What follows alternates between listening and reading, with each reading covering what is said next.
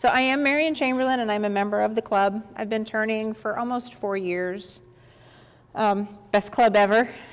It might be my favorite group, just don't tell the others. So I started turning, and I took this out, but I'm going to go ahead and tell you why I do what I do. I started turning, and when I joined, there was about 160 retired gentlemen and maybe 6 ladies. And not everybody was retired, but a lot of people are retired. And I looked at all of the work that they did, and there are people who have all the time in the world to turn a bowl perfectly, and then they put this absolutely perfect finish on them. And I started with almost no base knowledge at all. Some people have backgrounds in metal, and some people have backgrounds in wood or carpentry or whatever. And I had very little base knowledge. So I thought to myself, I'm going to have to do something that's different, because there's no way I can compete with these people and what they do.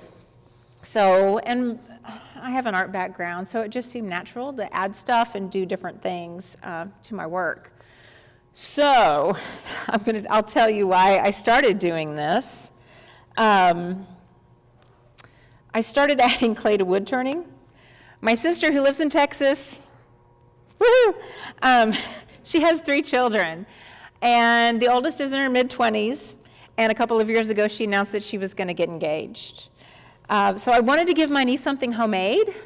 I see people, they register for presents, and I look at their registry and I think, well, that's not going to last, and that's not going to last, and you don't need that.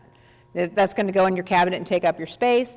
So I wanted to give my niece something that I made, and I wanted it to have a Missouri flavor to it, but I also wanted it to be something that she would like and that it would have a Texas flavor. So I decided, well, I'm turning, so I'll turn an item, and then I'll add something to it. The obvious answer was to turn a shallow bowl or platter and put something in it that I knew she would like. She's big into plants. So I thought, well, I'll put a flower in. So I started to do some research. I wanted a colorful flower. She loves plants. She loves bright, colorful things. It's Texas, so there's a lot of Mexican influence, which involves a lot of bright colors, and she really likes that. I decided on an Indian blanket flower. I think Larry, there we go. I decided on an Indian blanket flower, which is native to Texas, and it's bright and it's colorful. I turned a piece of maple, then I ordered some clay. I realized that art supplies have different prices because of different kinds of quality. I figured I've never done this before, so I'm going to get the cheap. I'm going to go cheap, and I'm going to get colors so I can have all the options in the world. Being inexpensive also means I stress about things. So if it's inexpensive, I can mess up a whole lot, and I'm not going to feel too bad about it. And all of you do this. All of you have tools that you don't use. So I wanted to make sure that I got the most bang for my buck. So then I started to research how to manipulate the clay so I could get the effect I wanted. Of course, this means YouTube videos, which I have discussions with another member about this. I try to avoid YouTube videos because they only give me more ideas, and that's more stuff I want to do. And I don't have that much time because I do a lot of different things. So I kept that under control, watched some YouTube videos, and then I bought some multicolored polymer clay off of Amazon and started playing with it. So I had to get used to working with it, so I decided I'll start by making polymer tops. I think you can switch. This is a picture. It has a few of my polymer tops in it. I made the bodies out of clay and then turned the stems and tips as one piece. If this is something you think you might want to try, you can make a mold, but I like to do everything the hard way, so I just formed the discs, and you can gently turn these down on the lathe. So I turned my polymer clay tops, and I turned the tops and the stems down. So then I decided I was going to learn how to make different flowers and designs. Anytime I was working on a flower petal or anything else and it did not work out, I would just wad it up and make a top. Then I sold the tops The proceeds paid for the clay and then some. At some point, I also realized that in order to get certain effects, I would have to get a simple manual pasta maker, so I ordered one of those. The whole point behind the pasta maker is so you can put colors of clay together and then roll them through the pasta maker up to 20 times, sometimes 40, I'll explain that later, in order to get a nice smooth gradation of color. So, I bought the clay, a few supplies. I taught myself how to do the clay by making tops, and then I started working on my niece's wedding present. I had my shallow maple bowl already turned, and I turned a recess into it so that I could place the flower in it. An Indian blanket is part of the sunflower family, so I had to make the center of the flower and the petals all separately. I have a potter friend, and she always says, you always make two. Best advice I have ever gotten. So I made plenty of extra parts so I would have a lot to work with. I laid everything out to get an idea of what I wanted and where I wanted to orient the flower in the piece. I took a mental picture of that, and then I pushed everything to the side. I started placing the center and the petals. In order to keep the parts of each flower in place, I used a dot of CA glue, which bonds it pretty much immediately. So you need to make sure that's where you want it. Once everything was secured, I mixed up some resin, poured it over the top. At this point, I still had a tenon on the piece because, you know, this has to work out. This is her present. I left the tenon just in case. And that also allowed me to mount it back on the lathe so that I could clean it up if I needed to, making sure there were no ridges from the resin and that there was a smooth transition from the wood to the resin. To get the tenon off, I flipped the piece over and gently chucked it with a little cushion and very gently turned the tenon off. It was stressful. Then I put the finish on it. Ta-da!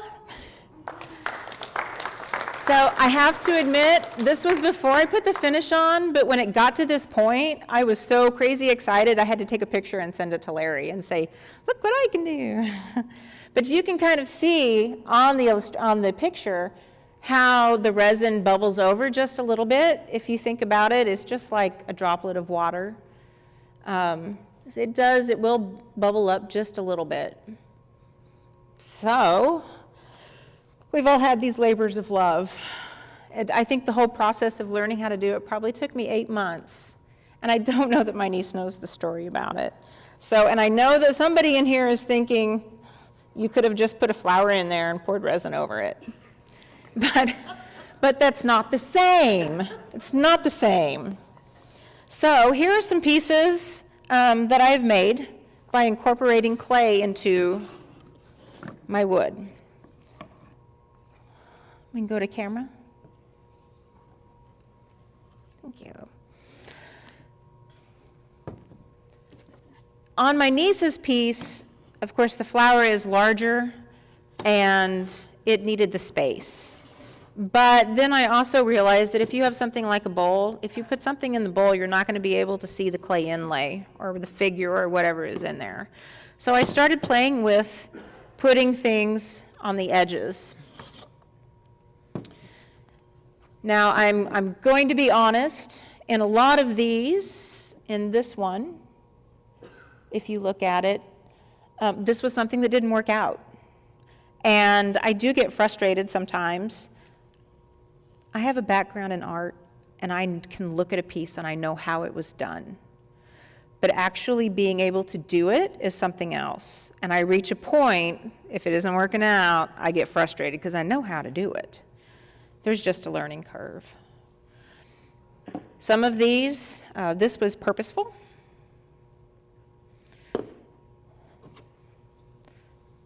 And I have to give a shout out to John Talaferro, who ended up giving me some just scrap blanks because I turned a lot of these into these pieces. Let me see if you can see, I did leave a ridge. It flares out and it has a ridge on the inside. That leaves me plenty of room to do an inlay. Go to the side camera, Brian. This one over here. Yeah, okay. Let's see. Pieces like this, and there's a reason. If you look at it, it is fairly thick. And this piece is a little more substantial. This piece is a little thicker also, and there's a reason why I do this. There is a lady in town, and she turns, and she does absolutely beautiful work. And she turns these little pieces, and they're delicate and thin and lovely. And I stood in her tent at an arts fest, and I want one so bad. And then I thought, I'm just going to break it. I will take this home, and I will break it. Then we were watching a demonstrator who was doing a demo on some pieces that he does, and he made the comment that the thicker pieces, people feel better about it because they can touch them and they can handle them and they know they can take them home. And I thought, that is absolutely true. I totally get that. And I love art. I'll take anything home. But that's also why I don't collect porcelain. And you have to dust it. Marian, when you say thicker, what thickness are you talking about? Oh, it kind of depends. I honestly would have to get a caliper. Some of them 1/2 inch, some of them a little less. This one is actually a little thicker. Let me put it in this is thicker than 1/2 inch. Because people feel better about things that they know they can pick up, which is also a benefit of doing wood turning over doing two-dimensional art, because people can't touch something if it's in a frame.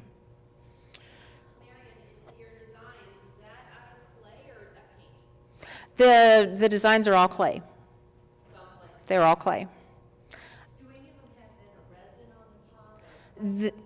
They do. I filled them all with resin, and I'll tell you later on what kinds. Right now I'm using 2 different kinds, and resin has been a journey.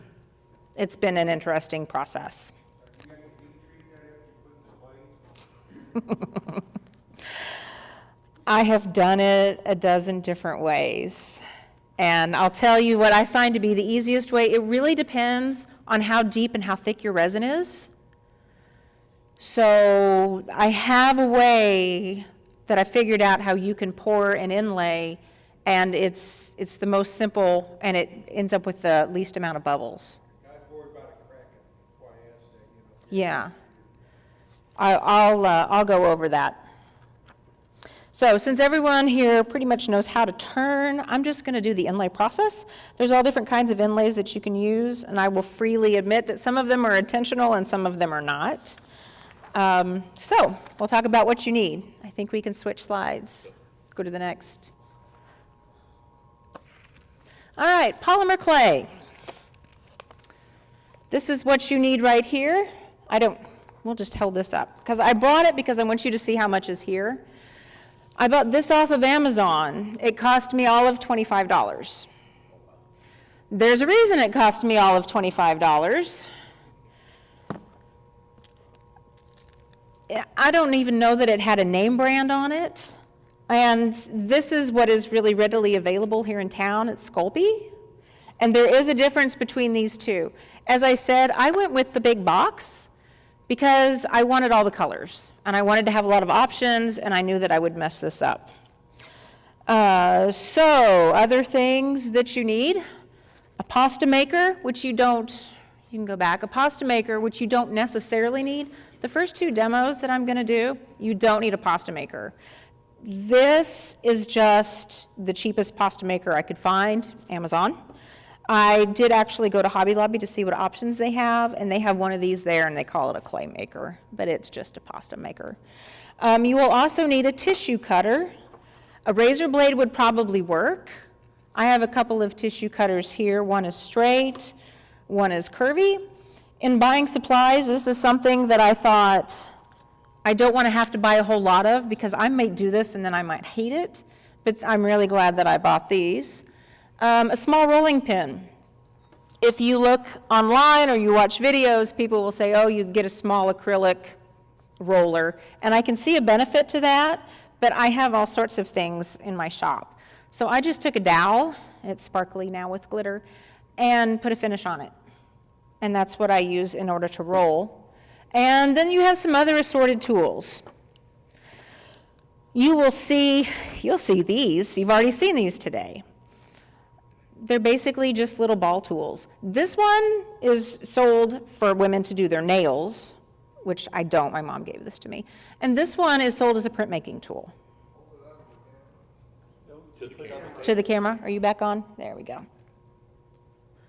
So this one has a little bit bigger end, and they're basically the same. There are so many things that cross over in cosmetics and kitchen and art. This is an etching tool, because I also do printmaking, and then this is actually a clay tool, and it's got a blade and it's got a curved side. I try to keep all of my tools, and hearing you all say, I'm just one tool from greatness. From the start, I tried to keep my tools down to a minimum. I try to use what I have because I have people to feed. So, and in doing this presentation, it made me think, there are all sorts of things in my shop. You could use any piece of hardware, a razor blade, absolutely anything. So before I show you the demo, these are the things that I have learned. Not all polymer clays are the same. As I said earlier, there is a difference between the big box of clay and the Sculpey clay. If you combine different brands, one is going to be firmer than the other. Sometimes this works and sometimes it doesn't. I've kind of played with them. Sometimes it gets frustrating. This clay is much more soft. I really don't have to work this clay at all to get it workable. It's pretty much workable right now, and the warmth from my fingers will soften it even more until it actually gets kind of sticky and tacky. If I use this clay, I will make something and then put it in the freezer before I even cut it. With the Sculpey clay, it's a little bit firmer. It's a lot firmer. It's easier to work. It's really nice. It's more expensive. So it's just kind of what you want to spend. You can wear gloves while you do this, but you don't have to. I don't like wearing gloves as a general rule. Next, polymer clay will become warm for your fingers. It will also absorb the oil from your fingers and make the clay sticky, and it's not as easy to work with.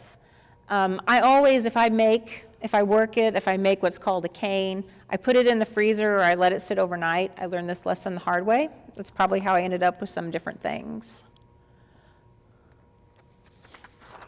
You can switch. Polymer clay is soft and workable until it is baked. It does not dry out very easily. You have to have it exposed to the air for years and years before it actually will dry out. And since it is not a water-based clay, you can rework it. It seems like too much work to me. You bake it at about 275 degrees, but that will vary depending on the manufacturer's instructions. 15 minutes will harden the clay. Do not overbake it. It will turn brown, like meringue, which is delicious. I've never done it, but I can see how that can easily happen. After it is baked, it is still trimmable, which is fabulous. Thank goodness it is still trimmable. I can trim it with a tissue cutter. It is firm and solid, but you can still cut it. You can always use the little leftover scraps. You will have all kinds of little leftover scraps. Save them. They'll come in handy for something else. It's like saving the little scraps of wood. As I said before, polymer clay does not easily dry out. Are you going backwards? Okay, I had two in there. I found out that if I turn the groove after I make the inlay, it's better. And I brought this, because when I started out, I thought, oh, I'm going to turn this, and I'm going to do the groove, and I'm going to take it off the lathe and take off the tenon. And so I have this piece. And I've had this piece for a long time. No tenon on it. And I thought, I'm going to turn this, and I'm going to make something and put in it. And then I realized it is easier to do the clay and then to turn the groove. So I just this week came up with an idea of what I'm going to do. Why I did it this way, I don't know. It seemed like a good idea at the time, and it took me about 2 days to hate it. But I have an idea. So it's easier to make your clay, and you have the piece, and you still have the tenon, put it on, chuck it, and then turn the groove.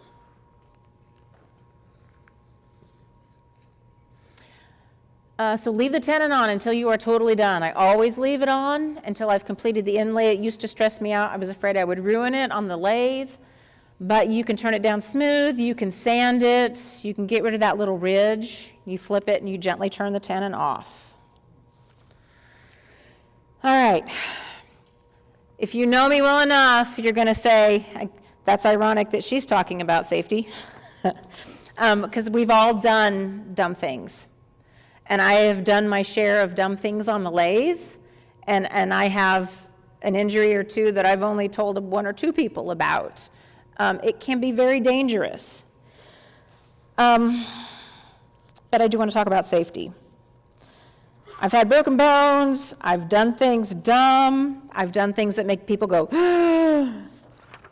if you see me turning, and I say this, I've been to Open Turning Tuesday twice and did not wear a dust mask. But it's unusual for me to not even wear a dust mask now when I turn. I wear the inexpensive blue and white masks when I do it outside, and if it's summertime, I wear those masks. It saves my sinuses. Now I'm to the point, I have bought 2 more masks. One has a dust filtration system, and it's rather simple, and then I have a second one that is vapor. So anytime I'm turning anything like the diamond wood, I wear the vapor. I go all the way. We don't know where that came from. I use the vapor mask, not when I do clay, but when I do resin. My grandfather was the best man on the planet. And whenever I was little, he would spray, we would go visit them for the weekend, and he would spray the yard. And there were weekends where Grandma said, you can't go outside and play this weekend. Why? Because Grandpa's spraying the yard. You can't be out in it. Then why is Grandpa out in it? Well, Grandpa's an adult. So then I watched him with Parkinson's for 20 years. You don't know what is in the stuff. You don't know what it can do to you. I have a friend in the medical community, and she does resin, and she said resin will tear your lungs up. And I like to breathe. I enjoy it greatly. I have asked a few people. I see them work, and I say, doesn't this bother you? Don't you worry? You know, does this get in your sinuses? Are you worried about your lungs? And I love you all. A few people have said, I've lived a good life. And I'm, so you're done living a good life, and now you're just all, we'll just let the rest go. I wear protection, wear a mask, because you don't know what things like resin can do to you in the long run. And so I'll get off my soapbox. Sorry. Anytime I carve, I wear the dust mask with the filtration system. That way I can walk inside, and there's nothing extra in my head in the way of dust. Anything that gets on your skin or goes in your lungs, it has to be processed by your organs. As far as I can tell from my research, polymer clay is non-toxic and safe. I do bake it in my oven on either a cookie sheet or a glass baking dish that has a layer of wax paper or parchment on it. I've looked up different articles. One article said it can leave a residue on your dishware that's unhealthy, and then I've read, people say, it's fine. To be on the safe side, always put a sheet of wax paper or parchment paper in your dish before you bake the clay. Makes it easier to clean up anyway. And if you're married and you're a fellow, this will also make your wife feel better, especially if you're that turner who blew up her microwave by drying wood in it. I don't know who that was, but he said, don't use your wife's microwave. It's a bad idea. So we get on to the demo. I had a very difficult time trying to decide what to show you all to do because there's just so many different things that you can do. I kind of settled on, I wanted to demo something that there's a good chance of success.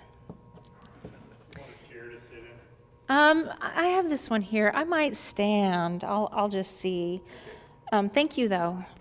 So I wanted to show something that you can be successful at, but I also wanted to show you something that you don't have to buy a whole bunch of stuff. You can go to Hobby Lobby, and for $3 to $4, you can get a couple of blocks of clay. I am using the inexpensive clay that I got from Amazon.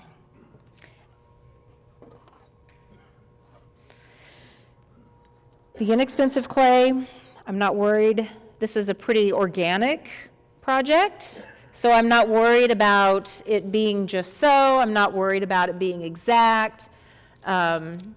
This is mushy. After the demo, if you want to come, and I'm all about people touching the art. I have some pieces that I made for this demo, and I put them in the freezer. And before I left the house, I took them out of the freezer and I brought them, and they are already very sticky and very, very soft. So, for the demo, I thought, I love it whenever a gentleman comes up here for show and tell and says, I made this, and I made it for my wife. And I go, that's so sweet. So, because not everybody's like that. So I thought it would be really nice. Flowers are pretty, they're organic, they're simple. And so we are going to make a flower. This is the clay that I made. This is called a cane. I don't know why. When I started learning to do this, I thought that's kind of silly. But then I thought maybe it's kind of like a candy cane. Maybe that's the whole premise behind it.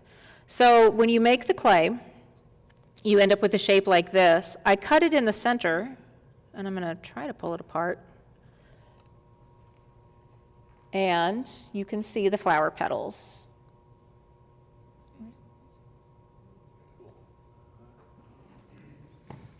So, the flower has been baked. Now, when you start with clay, everybody will say, well, you have to condition the clay.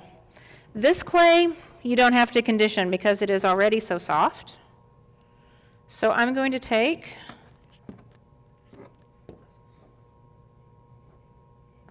let's just take 2, and I'll just make a small cane. Make sure you can see. And I'm going to start out by just rolling it flat. If I were to actually condition this and work it, by the time that I got to making the cane, it would be so sticky. I did notice at Hobby Lobby, which I do not care for, but they work in a pinch. I did notice that they have a off-brand clay, and it's in a box, and it has different colors, and I kind of poked it with my finger because it looks a whole lot like this, and I believe it is probably the same.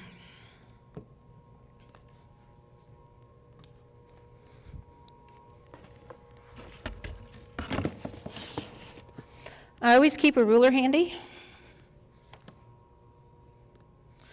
And the reason why is because as you are working the clay, it will change shape. And this way, you can kind of determine how much clay you have, how long it is. It's not necessary to do it at this stage, but it comes in handy in a minute. So I've rolled out 2 pieces of clay, and now I'm going to start shaping the clay. And basically, I want to make triangles.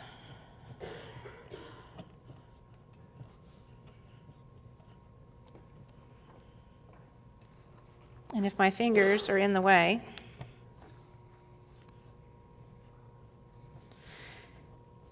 since this is so easy to shape, keeping it on the tabletop gives you a little more control, but you also want to rotate it. Since your thumb and your fingers don't all have the exact same strength, if you don't rotate it, you'll end up with a cattywampus shape.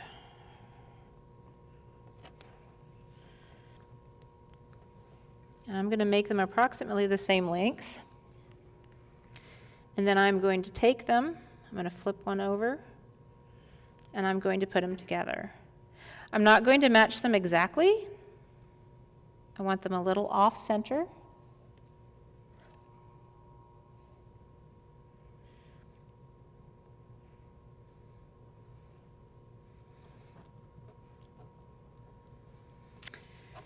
And I need to determine, I think in my flower petal, I think I want the pink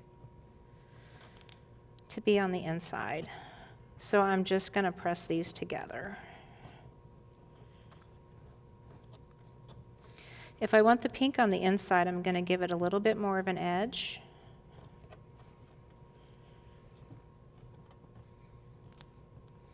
So now we basically have one piece of clay, and I'm going to do what they call reducing it. When you reduce it, you basically end up making it longer and smaller. You always want to start in the center. It doesn't matter so much on this, but if you have a design such as this, if you don't start in the center and move your way out, these will be less consistent.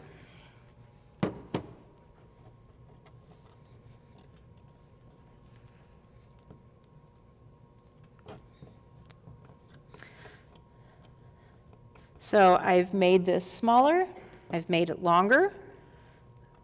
I want to keep this a little more rounded, and I want the pink part to be a little sharper.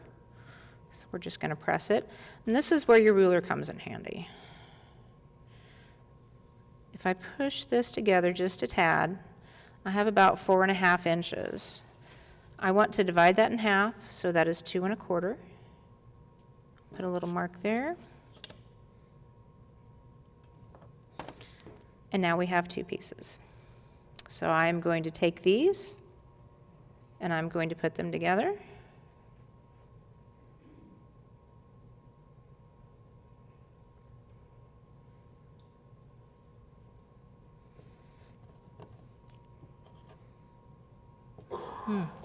I've cut it wrong. Let me press these together.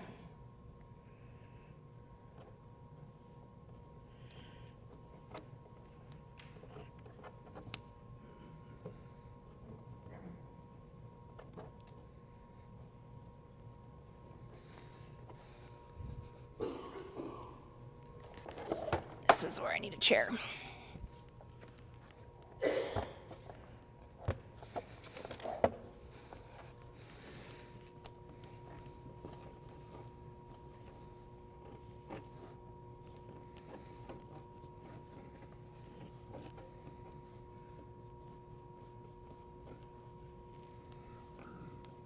going to roll it out.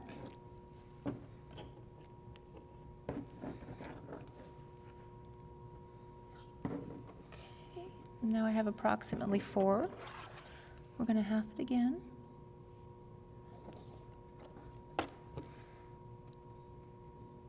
Okay.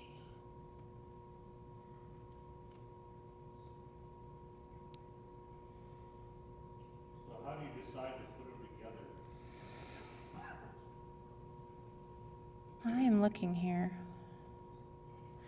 So I want my white to all be on the outside. We're going to start over. This is why I had a cheat sheet.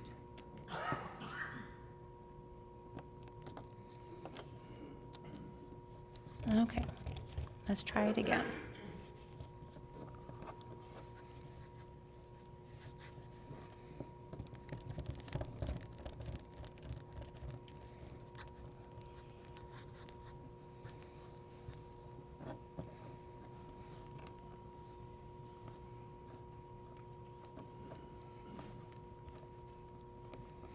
Form our triangles.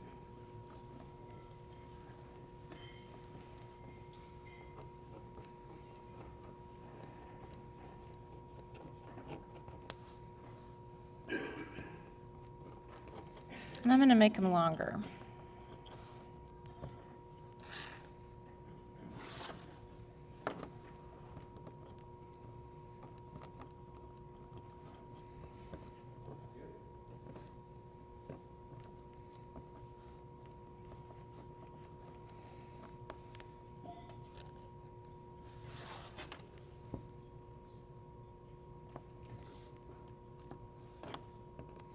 Okay.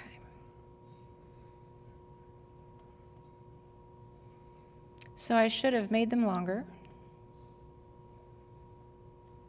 and started off with 4.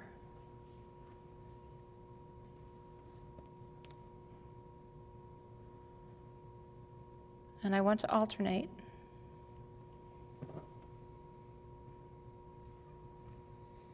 There we go.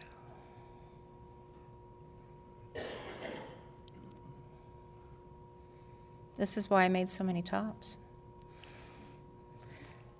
so it's alternating. And as I said before, I think I want my pink on the inside. So we're going to press this together.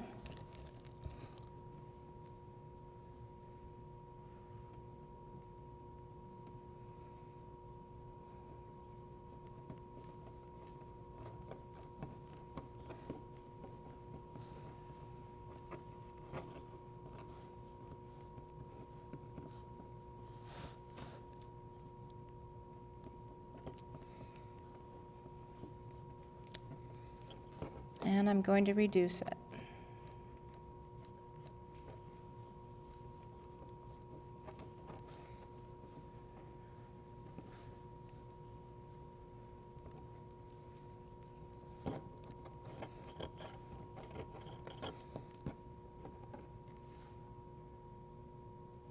We're at 4.5. I'll cut it 2 1/4. There we go. I want them to alternate. So I'm going to flip this over, even though you can't see. I'll cut off the end so you can see. There we go. And we'll reduce it again.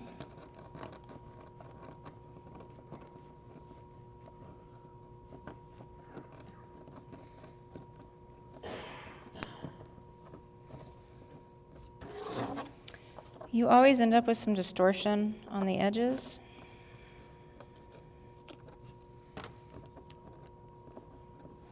I try to keep it to the minimum usually.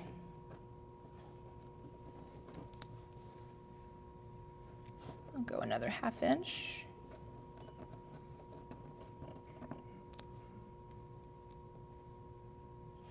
We're at 4. I'll cut it at 2.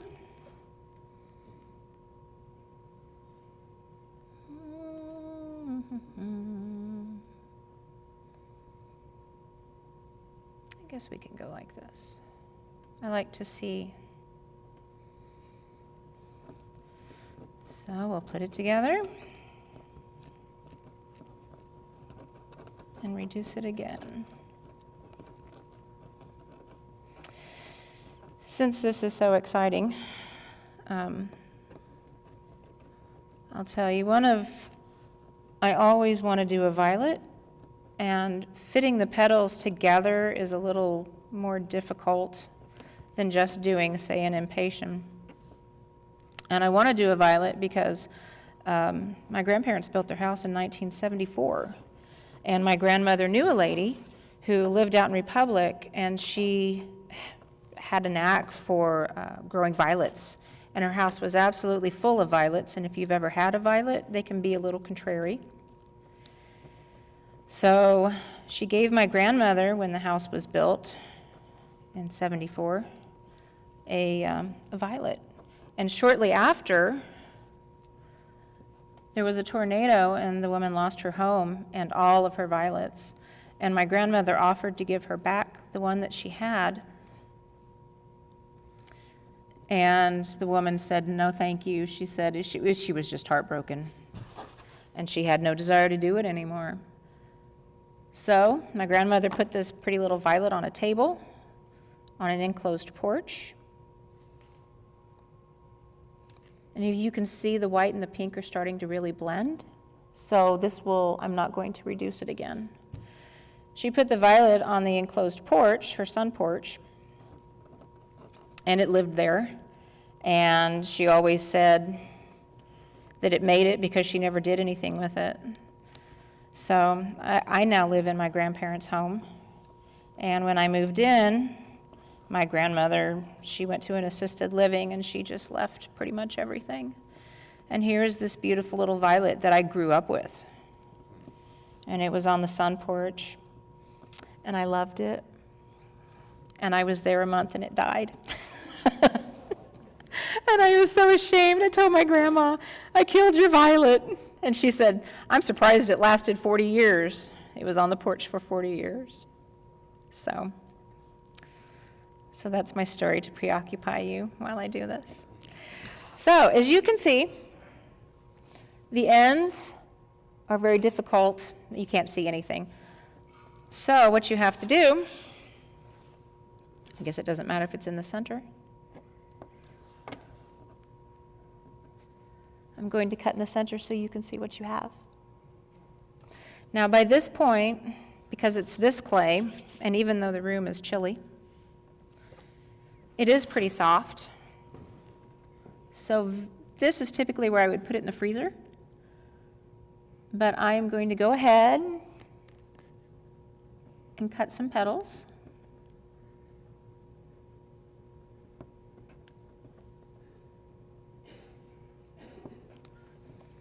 And when I did for the demo, it reminded me of impatiens.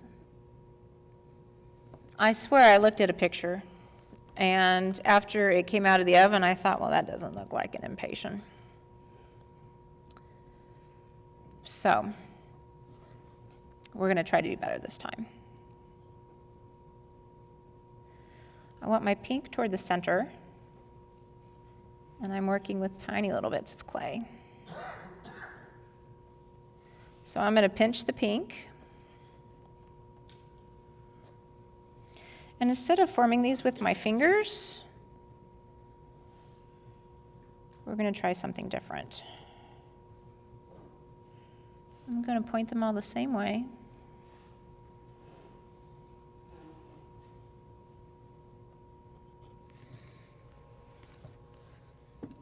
And I'm going to take my roller, and we're going to start and we're going to gently roll it. I cut them thicker because they are so small. And by using the roller, my mistake on this flower was that my petals should have been fatter. So I'm going to take this, we're going to roll it a little fatter, and I like to pinch the edges with my fingers because it gives it a more delicate look. Spreads the color a little more to the gradient. Yes. And the nice thing about this is, on this one, my pink goes all the way to the edge, but it's a flower. They're made all different ways. And so you'll do this with each one. And if you can see, it looks a little more delicate, it looks a little more like a flower. When my first flowers that I did, and you have a cane, so you're gonna end up with a whole bunch of petals, so you can end up with a whole bunch of flowers. And I cut them and I baked them, and I look back now and I think, oh, I should have shaped them a little bit more. So you can take this handy tool that has the ball on either end,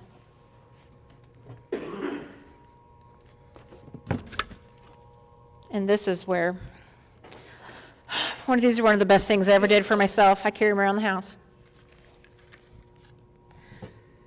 You take your tool and you put some nice little lines. Because flower petals aren't straight and perfect, they have all these little variations that make them look delicate and pretty.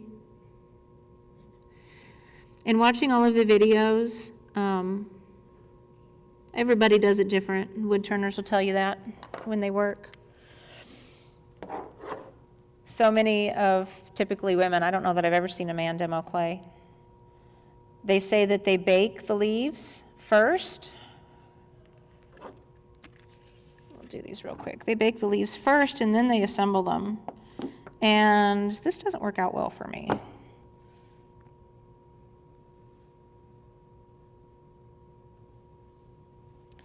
I find it easier to put them together because you know better how they're going to fit. And I won't do the texture on these. But you can put them together. Just smash these.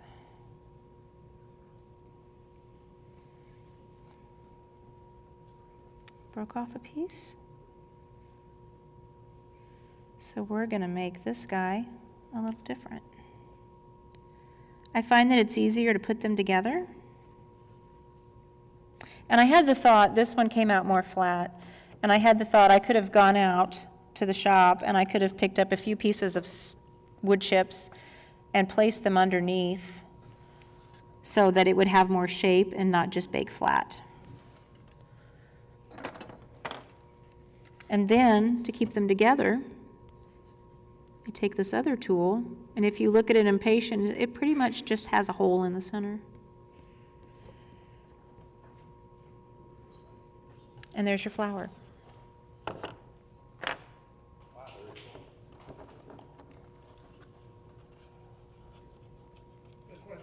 Yes. You assemble all these individual flowers, Mm-hmm. bake them, Mm-hmm. and then you put them on the workpiece. Then they go on the wood piece. You can put Sculpey on wood and then put it in the oven. And this is one of the reasons why you and I had a long phone call a week ago. You can put the wood in the oven. I have yet to try it because I'm a little afraid. I'm afraid that I'll put the Sculpey on a piece, because you can actually cover a piece of wood. And you can actually put the wood in the oven and bake the Sculpey on the wood. But I'm going to have to make sure I have a bone-dry piece of wood. We had a discussion on moisture content. So that is the flower. And something like this, you don't really need to bake it on the wood because it's not flat. So we'll move all this aside. Will you go back to the slides, please? Okay, so here, I forgot about the slides. Here are all the different things that I've made, and I actually have these in jars. For some reason, this is a really good February, for some reason, let's be honest. This is a good February project because it's cold and I can do this in front of the fireplace and I don't have to go anywhere and I'm warm. So these are all the different shapes that I've made. They're all here and you all can come and look at them. If you want to take some home, that's fine too. If you go to the next slide. Okay, so these are some of the flowers that I made. If you look at them, they are a little more flat, and I am much happier with doing the texture. Hit the next slide. So the next one that I want to do, this one is fairly simple. I went back and forth. I thought I should use Sculpey because the lines will be nicer and they'll be cleaner. I wanted to do something different, and I do have an art background, and I don't know if anybody is familiar with this piece. It's famous. It's by Piet Mondrian, and it is called Composition with Red and Blue and Yellow. He was a painter and a theorist, and he was considered one of the finest artists, most important artists of the 20th century. So for this, because I thought, well, it's nice and simple, you don't have to have a pasta machine, you don't have to do anything, I am going to go ahead and use this clay, even though it's more soft. Here's the cane that I made. And out of the center, I have these two pieces. And as you can see, if you look, let me use this instead. You can see that the red is a little misshapen. It's not as clean as it could be. I think that the Sculpey would make this cleaner. But I don't have to condition. I don't have to do anything with this. So I'm going to use this clay here, and cheating, I already have a piece of red.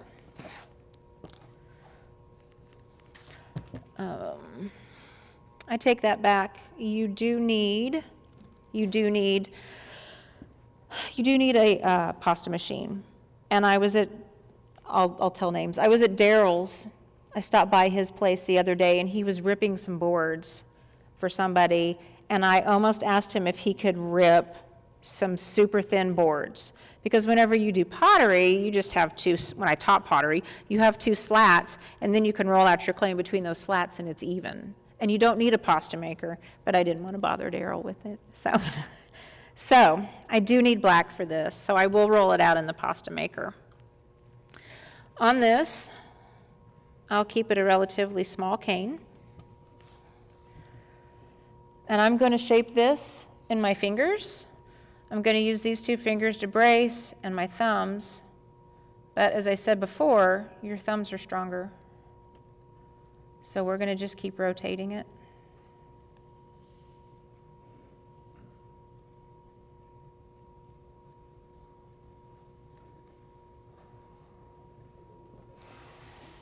And because this is so soft, it does not want to hold its shape, so I'm just going to press it.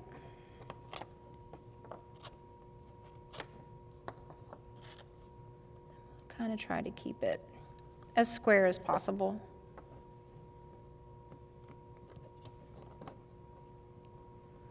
Okay, will you take me back? Oh, I guess I don't need the slide here. We'll use this. So I'm going to, because I'm simple in some ways, I'm going to set this piece here so that I can orient the different colors. And the whole thing about making a cane and reducing a cane is that you don't have to work teeny tiny. You can work a little bit bigger, and then when you reduce it, it becomes small, and then it looks impressive. So we have our piece here. And I'm going to go ahead and I'm going to put my black, which is preconditioned because it is Sculpey, into my pasta maker. Your pasta maker is going to have different settings. And you always start out with your clay on the biggest setting, which is 7. This is a cheap pasta maker. I am never happy with the clamp, and it has no guides. I typically do not even use the clamp. Thank you.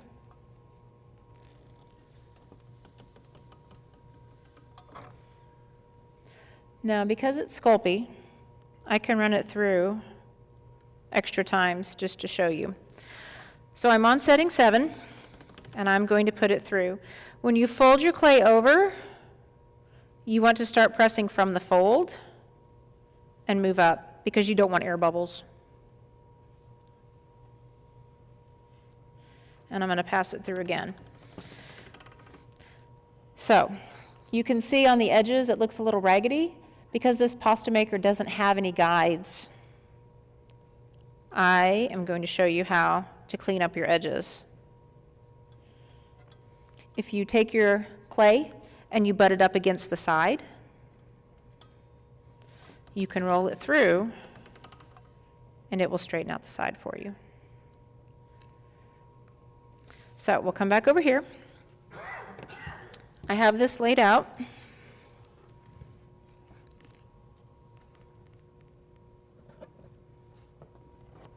And I have my red. Just for the sake of tidiness, I'm going to go ahead and square this off.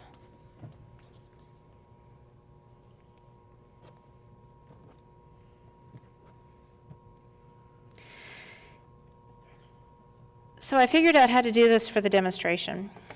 And my mind says that there's an easier way to do this.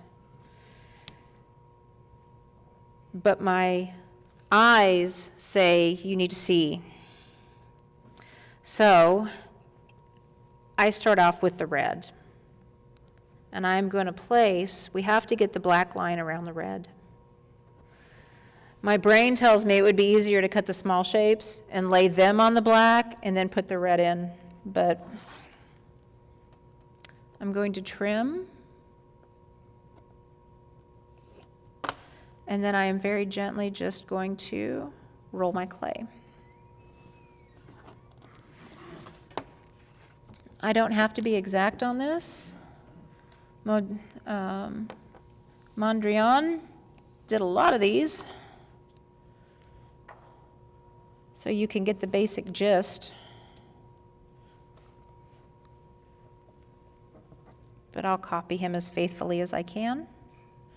So I have a piece of yellow, and these I just cut off from the clay. And I think you could do Sculpey this way. I don't know that you need to condition it. Honestly, it just seems to make life more simple. So I'm going to cut off a square there. And we'll put that there. I have learned the hard way to clean your fingers before you touch white.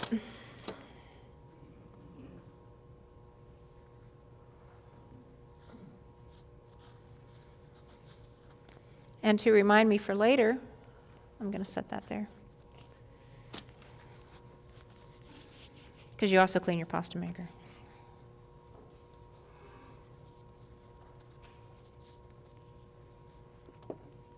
So I have this shape here.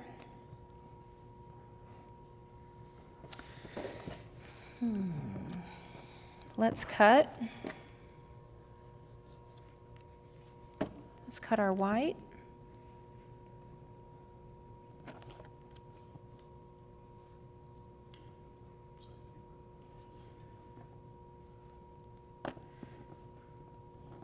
And I think I want this fatter. I think I would like those better. If you know the work, it doesn't have to be exact. You're going to recognize it.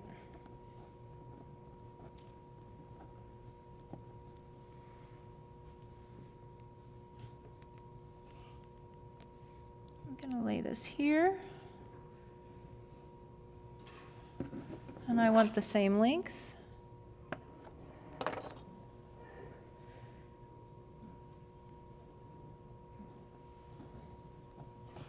And I'm going to press it just to square it up a little.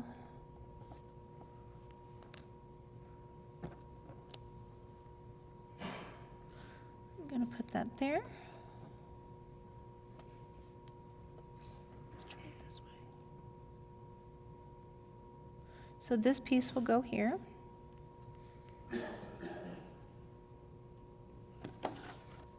I'm going to put it on my black. Cut it out.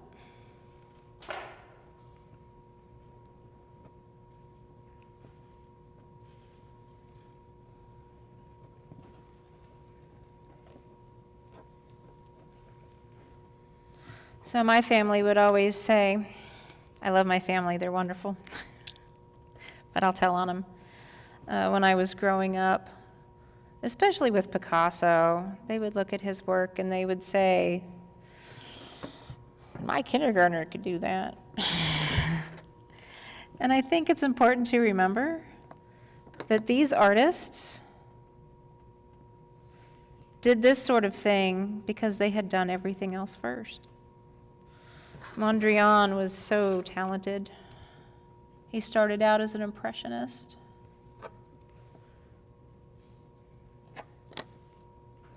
This is one of those pieces my family would have not appreciated.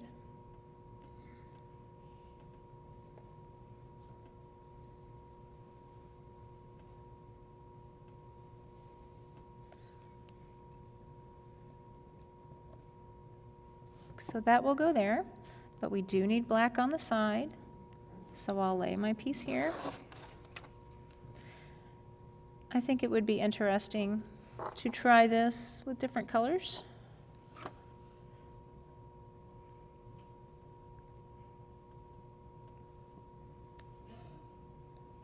And this piece will go here.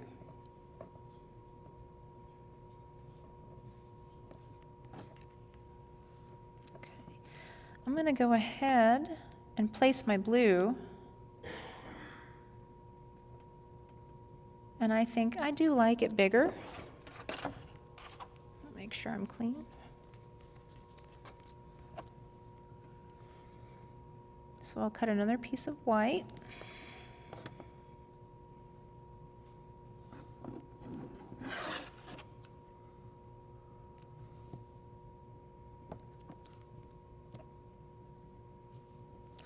And we're going to have to cut some off. After it's fired, what's the likelihood of the pieces coming apart? You know, if you attach them well enough, it is pretty sticky and pretty tacky. In clay, if you're concerned that they will not stay together, in the flour, I pressed it together and kind of smooshed it together. In pottery and pie baking, you score things. There's a lot of similarities. So if you are concerned that perhaps it is not going to adhere well for you, you can always take, I'll show you on this. I have 2 pieces of clay, and you'll understand what I mean when I say about pie.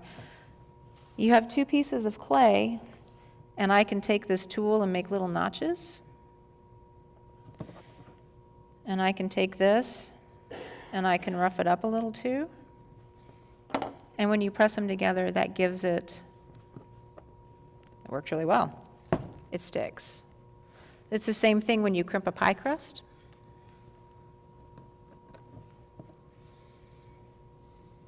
And another thing about this that I really like is this is minimal cutting. So in a way, it's kind of cheating. The colors don't run when it gets hot, does it? No, they do not run at all. And I'm going to fit this in there. And as I said, my mind keeps telling me, oh, you should do these colors and then fit the red in, because then you have less cuts of black. But I like to do things the hard way, I suppose. So here is my basic shape. I'll move this out of the way. And now you have to reduce it. So I'm going to try to keep the square shape as much as possible. And I'm going to keep flipping it over as much as possible to keep the ends as square as possible. And I'm just gently going to push it together to try to eliminate any air bubbles. You couldn't run it through an extruder. Every potter wants an extruder. An extruder is a potter's dream. But as I said, we get to that point where we think, how many art supplies do I can't believe I just said that. How many tools do I need? You need all the art supplies. So I'm going to, kind of like crab claws, I'm just going to keep shaping and reducing and pressing. I think I also like doing this because, I mean, like I said, it's less work on manipulating the clay, but with this clay, it is still really nice and stiff. On this one, I conditioned the clay a little bit more. And so you can see here my yellow's a little shy. It's a little short, so I'm going to gently just pull it out.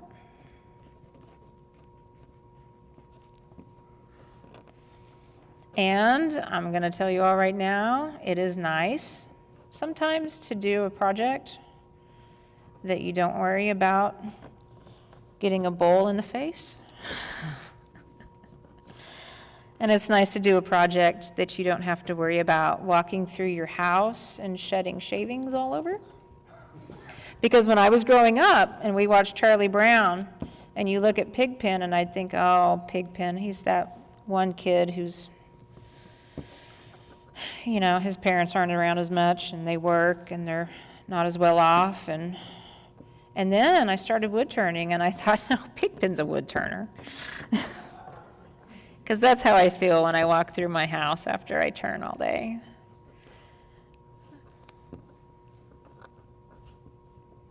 So there's my cane. And you can see on the edges, I did a pretty good job of reducing it. It's not too bubbly. And even when you cut off those edges, I can make a cut here. And it might be bubbly on one side, but I still have my design on the other. Ooh, it looks like I missed. Let's see. Let's cut in the center. There you go.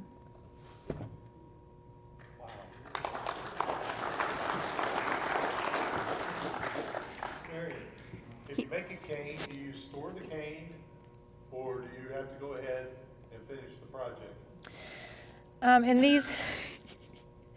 In these trying times, when gas is so high, I have a gas stove. So typically, I try to do them all at once. Stuff like this, I have let them sit out. I'll be honest with you, in my studio, I had some canes that were laying out for probably 4 or 5 months, and they never dry out.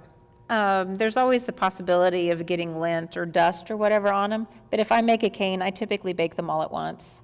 I get out a big cookie sheet, and that way it's really worth firing up the gas stove.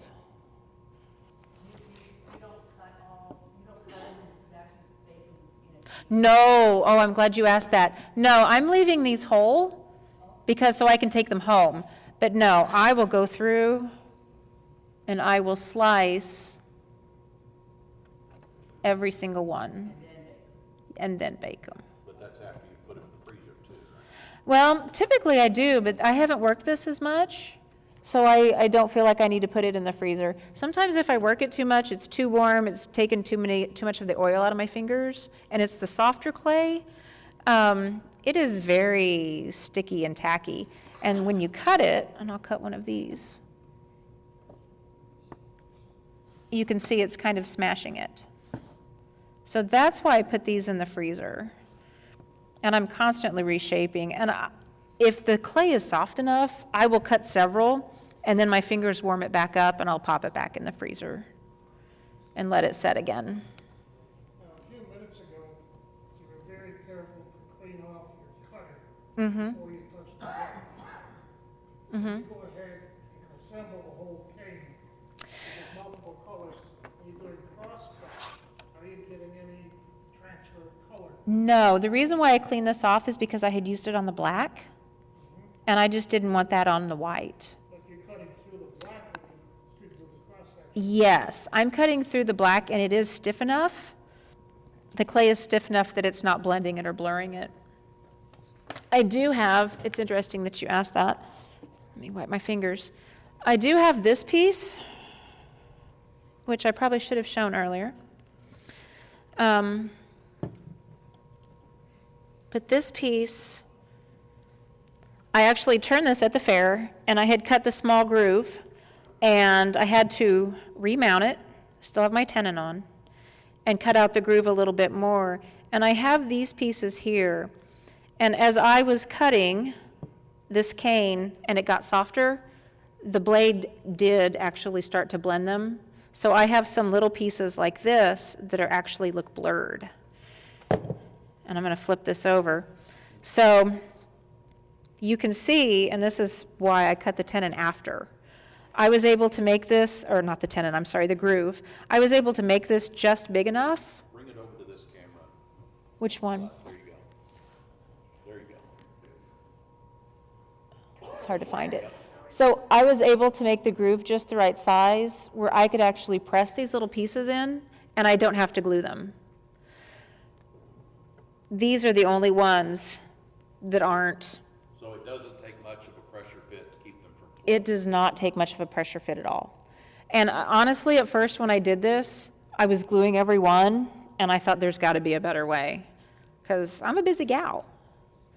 And you can see right there how that one looks a little different. When I cover it with resin, it won't look different. But this is actually a small piece that I cut in half. So the other half of it is in here. So that way I had enough. And sometimes when you're cutting, I just kind of chop it. And they are not all exactly perfectly the same size. Do you worry about consistent thickness on your, No. okay, No, because life is too short. I would torture myself. If you've seen my drawings, I torture myself a lot. I'm not an abstract girl. I'm very realist. So so when you put your resin on them, you don't notice that difference in elevation? you don't. If you, after the demo, you can come up and look at some of these. They're not all consistent. And actually, on this one, let me come forward. It's like doing something in the mirror. You can see that they're even misshapen. This green actually originally started out as leaves. And it didn't work out, and I got mad. Because I get frustrated sometimes. It's better to be mad at this than something else. But so the clay was soft, and whenever I cut it, it came out as different shapes. And I would like to say I intended that, but at that point, I just wanted to put it in the oven. And I like it that it's misshapen. It's more pebbly looking. Yes? Does the resin apply to the whole bowl or just to your artwork? Okay. So the resin will only go in this groove. Only. So I mix up just enough resin, and I fill the pieces, I fill the grooves, and I'm extremely careful, so careful, and I'll cover this in the resin part, but I always make sure that this is level, and I fill it just enough, and I fill it very slowly. And sometimes it might bubble over a little, but I still have the tenon, so I can sand it down. So thank goodness for Larry's timer. I was so concerned that I would get up here and not have enough to talk long enough. So I'm going to have to default on this one. This is something else I tried, and I really like it. And if you want to know how to do this, I'm not going to demo this one because we do need to talk about resin, and I'm running shy on time. Does the clay shrink at all when baking? You know, that's a really good question. No, not that I've noticed. It might shrink a little. If you think about it, it is not a water-based clay, so when it bakes, the water is not leaving the clay, and that's why pottery shrinks. If you are a potter and you're working with clay, it's going to shrink approximately 9%. This doesn't have water, so it's hardening what's in it instead of making something leave. So if it shrinks at all, I have not noticed. So I won't demo this cane. If you want to know how to do this cane, I would be more than happy to tell you. It's pretty simple. And it does take a Skinner blend, which you have to use the pasta machine to do. But I made this cane. And I like these colors. And this I cut from the center, this I cut from the center and I rolled. So, and I would like to show you how to do a Skinner blend. But if you want to know how to do a Skinner blend, so basically a Skinner blend is when you take two different colors and you feed it through the pasta machine, and you'll do it 20 to 40 times, but I sometimes find that 10 is enough, and it will give you a nice gradation of color. It will give you, and since I am shy on time, here's my bits and pieces. It will give you a nice gradual color change. You want me to show you real quick? If you've got time, I've got time. I know what my time is. I don't have time. So I won't cover it because I'm down to about 15 minutes. But if you want to know how to do a Skinner blend, I will absolutely show you. Just reach out and get in touch with me. Joe just suggested a coffee shop on it. Ooh, I would love to do a coffee shop on it. That would be fabulous. Okay, but I do want to cover the resin. So if we'll go back to the slides. Okay, you can hit the next one. Yes. Do you see when you're making those blocks like that, it's almost like some of the way the segmenting is done, when you're building up pieces before you cut them out and stuff. Mm-hmm. I thought that was cool. Well, thank you. It's neat, and although I'm very particular, but I kind of like the fact that I can't be particular with this, because when you reduce it, you don't know what's going to be on the inside. It kind of forces me to be a little more loose. So this is the geometric cane, and I would love to do a coffee, we'd leave it up there. I would love to do a coffee on that, because it's a lot of fun. So we'll hit the next one. Resin. These are the two different kinds of resin that I use. Why do I use these? Because this is what was on Amazon, and it wasn't horribly, horribly expensive. The first one is Diamond Clarity. It's an artist resin. In theory, it is supposed to be non-toxic. It's not supposed to poison you, and it's supposed to be pretty UV resistant. I haven't had any of this long enough to tell you if it's UV resistant or not. There is a piece in the clubhouse that has a resin inlay, and it's yellow. And this is something another artist and I discuss a lot, because you don't know until you've bought it and you've made it, and it's been however longer later. So I tried the Diamond Clarity first, and I liked it. And then I thought, well, we'll just try something else. It's certified food grade super clear, and it's a tabletop epoxy. It was surprising because the part B is extremely thick, like molasses thick, and the part A is not. So the first time I poured the part B, it was a very big surprise. I like them. I go back and forth. I don't really know why. The thickness on the second one, like I said, will throw you.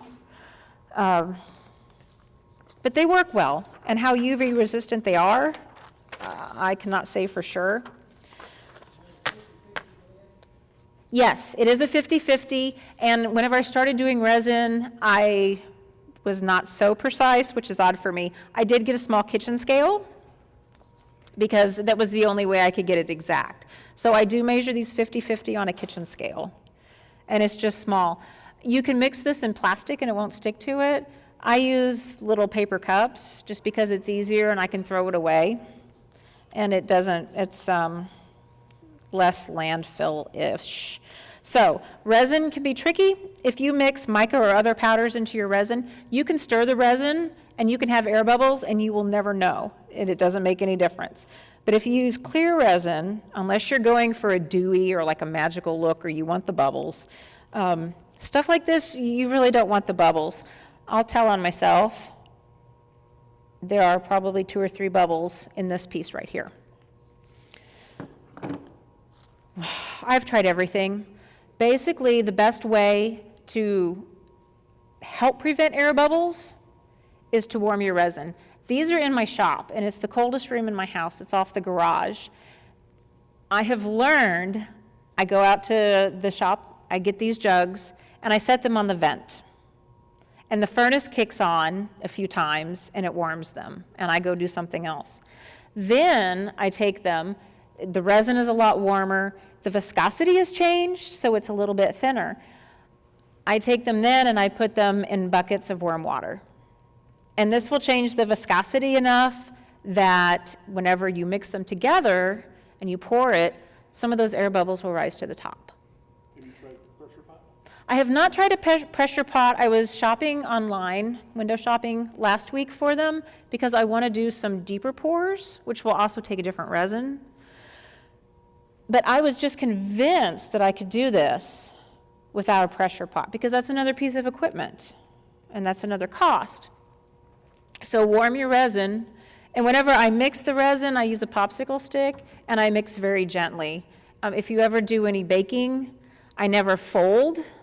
You don't want to incorporate air into the resin, but I just stir it very, very gently. Try not to get it too excited, but I get it all incorporated. Then I very slowly pour it in over these so that it's able to get in between and underneath. And then I take a toothpick, and if I see any air bubbles, you can very gently poke them. They'll rise to the top, and you kind of poke them, and they burst. Do not warm this too much. I made my son a top, and the water was pretty hot. And so I put the resin, I mixed it together, and I put it in the mold. And if the resin is too hot, then that accelerates the reaction. So almost, not immediately, but very quickly, the resin formed a skin on top that was hard, kind of like pudding or creme brulee. And there were some air bubbles that tried to get up, but they could not rise to the top. And then the reaction was just so fast, it's actually kind of neat. My daughter's, the reaction was so fast that there is actually just a little tunnel of air kind of looks like something's tunneled through it. So don't warm it too much. And Is this stuff flammable? I have never gotten to that point where I set fire to it. With epoxy, you can take a torch and, Oh, no, it's not. And honestly, I actually just got a kitchen torch because you can warm the top, and now I can also make creme brulee. So I figure it's a win-win. coffee shop, right? Yeah, it will be. But I have done everything. I've gotten out the hairdryer. For some reason, I have two, which is odd because I don't really fix my hair all that much. But I've gotten out the hairdryer. I've heated it from the bottom. I've heated it from the top. The air has blown it out of the cup. I have spent just a ridiculous amount of time trying to figure out how to make it work. And what do they say? An ounce of prevention is worth a pound of cure. So really the best thing to do is to start off right. And I might get a pressure pot because I have some larger pieces that I want to do deep pour resins. A torch will work? Yeah, that's, yeah, little propane torch, works better than anything else I've ever tried. Okay. You'll just see the bubble just come. Just rise to the top. And, you know, with doing a hairdryer and stuff like that, the whole problem I had is not enough control. And then once that heat builds up, boom, you have a reaction. It starts moving the stuff around. It does. The torch won't. Yeah, and the torch won't slop it out, because I've done that too. Not flammable. So, yeah. How long did that take to set up, Mary? So I have learned the hard way that I pour the resin and I leave it. I leave it for 24 hours. These typically, on a good day, they're an hour, but really it all depends on your starting temperature and the temperature of the room and the relative humidity and the alignment of the planets and all of that. Because there are several things in my house that I use for different things that I notice as the weather changes outside and the humidity changes, that their consistency changes. It depends on the kind of resin you buy too. Yeah, depends on the kind of resin. But I will say, please, please, please, when I first started pouring resin, it's supposed to be non-toxic. It was a February thing in front of my fireplace, pouring all of these cups of resin with lots of newspaper. But wear protection. Wear a vapor mask. Because they say it's non-toxic, but we just don't know. We won't know until 10 or 20 years from now. So after you have your piece and you pour your resin, I just let it sit for 24 hours. If it is in an area where you do a lot of sawdust or you turn or whatever, I would take just a plastic container of some sort, flip it upside down and put it over it. So whenever you come back, you don't have a lot of little dust and lint and stuff in your resin. Cover it to protect it, and then I get away. But whenever I'm pouring this, I will make sure that my tabletop is level. If I have to orchestrate something where I'm shivving something, I actually have a big old level, and I put it over the top, and I make sure it's as level as possible so I can pour the resin, nothing spills out, and pour it, and then I go do something else. And I don't touch it, because I want to touch it, but I don't. So, and I let it sit for at least 24 hours. Really, if you're going to pop it back on the lathe, I would let it sit for a few days. Better safe than sorry. At this point, you have too much time invested in it to mess it up. How much working time do you have after you make it? Depends on the brand. Depends on what you want. You know, this is my standard go-to. How long did it take you to paint that? How long did it take you to make that? How long did it take you to... It took me my whole life.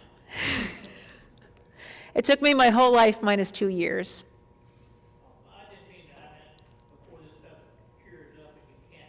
Once you mix The it. working. Oh, the working time on the resin, it's typically 24 hours, but like I said, it totally depends. It's 24 hours, but if I take it out to the shop and cover it, the shop is cooler, you know?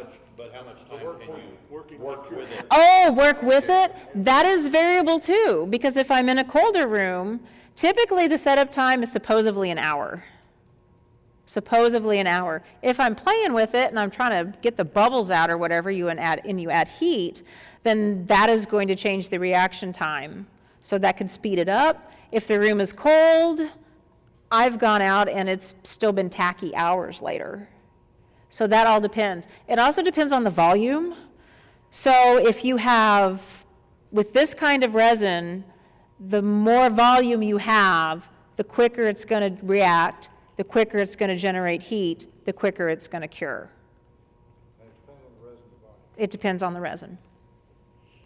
So, but generally I have an hour working time. This time of year I have more than an hour if I don't apply any heat or anything to it. Yes? You put the finish on your bowl after you pour the resin? I pour the resin, I will hit it with my negative rake scraper if it's a little bubbled over, and then I always sand. How much do you need to sand? It does, you start with a pretty high grade of sandpaper to smooth that resin, and I have gone up to 5,000 on resin. I don't know that that's necessary. Typically I'll start out at 220 or 320 and go up to 600 just to get the resin nice and smooth. And at that point, it's still on the lathe. If you're one of those people who likes to put a finish, I see them do it on YouTube videos, and I'm a little envious, but it's not really the way I work. If you're one of those people that likes to put the finish on while it's on the lathe, now's your opportunity. I tend to just flip it and take off the tenon, and then I put my finish on. You wet sand that? I haven't. I see some on YouTube. Yeah, I haven't. I always think I'm going to wet sand this, but at this point, I push everything outside. And if I'm lucky, the wind is blowing, and it just all goes in my neighbor Bob's yard. And it's less for me to clean up. So I don't really worry about the wet sanding. And I wear a mask, so I don't really have to worry about whether it's, but I always dry sand. Resin does wet sand very well. Does it wet sand very well? It's, in my experience, it doesn't take a lot of sanding, but it needs some fine sanding. And I would wet sand resin 12,000, Okay. and the finish would be glass-like. Yeah. Yeah, it comes out super smooth, and then it takes the finish nicer too. So, I have 1:47 left. Good job. Thank you. Does anybody have any other questions? I hope I covered everything where it's not confusing. And if you would like some of these, you want to take some home, you want to see, you can help yourselves. And that's all I have.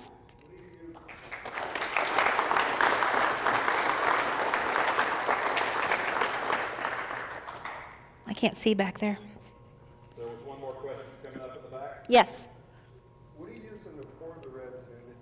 At that point, is the resin like syrup consistency? Yeah, a little thinner than that. So honestly, I make a lot of tops, and I've made resin tops. So I have ice cream cups He's worried about that I bought off of Amazon because I don't have to go anywhere and it saves me gas money. So I will mix up in an ice cream cup, that's what I'll mix my resin in. Or if I just need a little bit of resin, I'll mix it up in one of those little paper cups that the nursing homes put pills in. And if that way, if I have any left over, then that's the start of my next top. Yeah. So when you have leftover resin, you can still save it. I'll pour it in a cup and add to it later. Have you used other products other than clay or primer? I have not. This is the first inlay I've done. I've tried inlays. I have done epoxy. I like to color the epoxy, but at this point, I'm doing more carving of model ships. No, I haven't done that. No, in my mind, I keep thinking of different things I could stick in there. And I have a lot of ideas that make a lot of people go, why would you do that? But, and I'll commit to it because it's still in process, but I want to put fairies in resin. But I can't go out and just buy a little plastic fairy. I've got to figure out how to do it myself, kind of like the flower. So, I will say that if you want to color the resin and you want it to be clear, I finally gave in and bought alcohol inks, which can be tons of mess, but they're fun and they work really well, better than other drawing inks, which I had to try first because that's what I have. So, All right, thank you all. Thanks, Marion.